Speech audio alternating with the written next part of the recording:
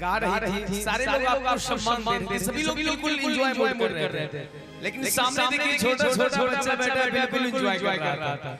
इस बच्चे को देख के मुझे एक बात याद आ गया, कहना चाहेंगे ये आजकल के बच्चे बड़े नादान होते हैं, ये आजकल के बच्चे बड़े नादान होते हैं, दूध के दांत टूटे नहीं है, भजन में भी भोजपुरी सुनने के लिए परेशान होते हैं। बिल्कुल इनकी भावनाओं को मैंने समझा, तभी तो मुझे ऐसा लगा कि कुछ ऐसे ही सुना दे, फिर तो भजन होता ही रहेगा। और ये भी भजन ही है, ये थोड़ा सा रोमांटिक वाला भजन है, इसको बोल सकते हैं। आइए, सांपों के हुनर में है और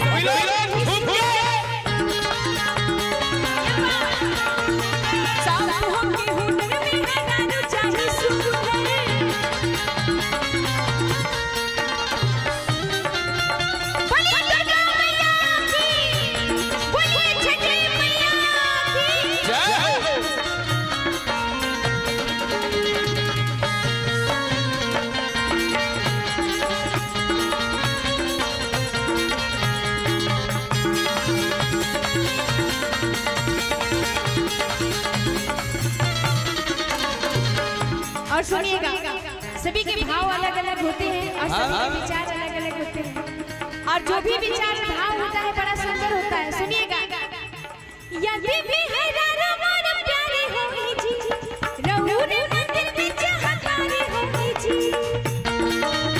सभी लोग ताली बजाए देंगे, क्या बात है।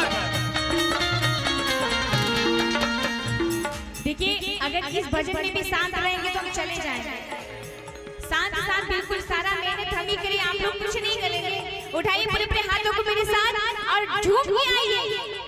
यदि में हजारों मोर प्यारे होई जी, रहू रे मंदिर में चाहतारे होई जी। यदि में हजारों मोर प्यारे होई जी, रहू रे मंदिर में चाहतारे होई। और सुनिएगा,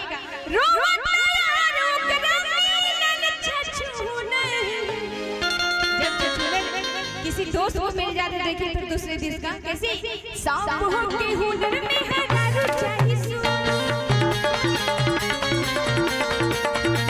सांपों के हुनर में है दारू चाहिए सू, नहीं दहेज में मांगे फॉर्च्यूनर, सांपों के हुनर में है दारू चाहिए सू।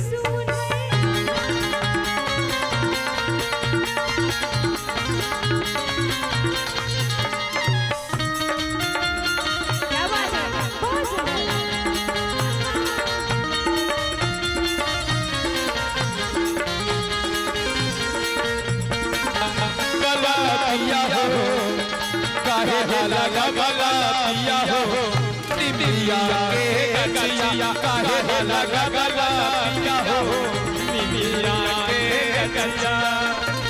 सब के हुनर में है राजा जी, सब के हुनर में है राजा।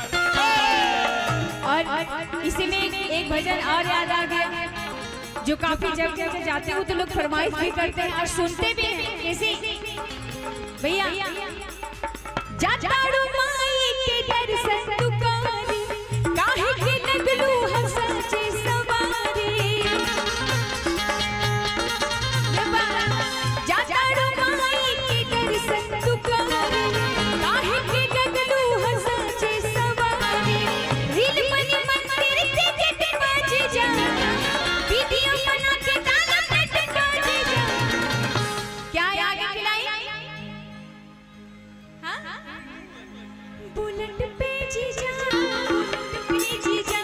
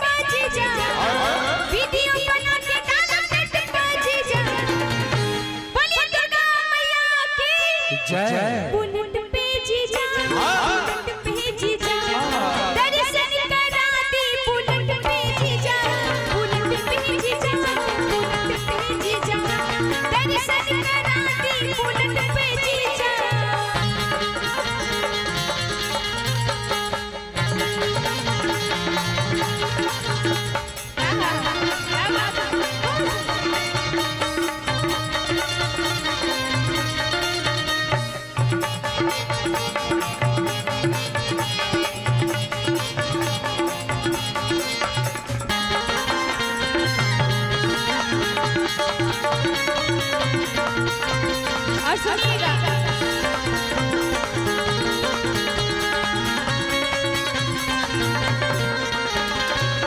साली की बड़ी प्यारी फरमाइश है कि जीजा जी इस बार नए नए हमारे जीजा बने हुए हैं और बरियारीपुर का मेला मुझे इस बार आप ही के साथ देखना है। सुनिएगा।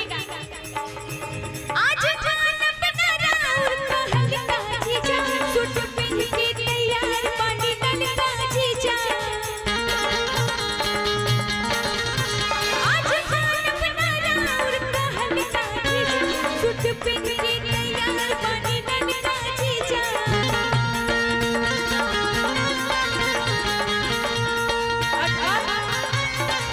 और जीजा जी सुंदर सुंदर अपनी सालियों से पीछा छुड़ाने के लिए देखिएगा।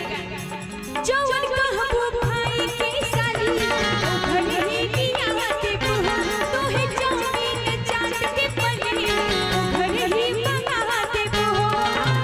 मानम हम चाकट पे जीजा, जमीन चाट के पलट पे जीजा, बुलेट पे जीजा, बुलेट पे जीजा। दर्शन करा दी बुलेट पे जीजा, बुलेट पे जीजा, बुलेट पे जीजा। दर्शन करा दी बुलेट पे जीजा, बुलेट पे जीजा, बुलेट पे जीजा। दर्शन करा दी बुलेट पे जीजा। आइए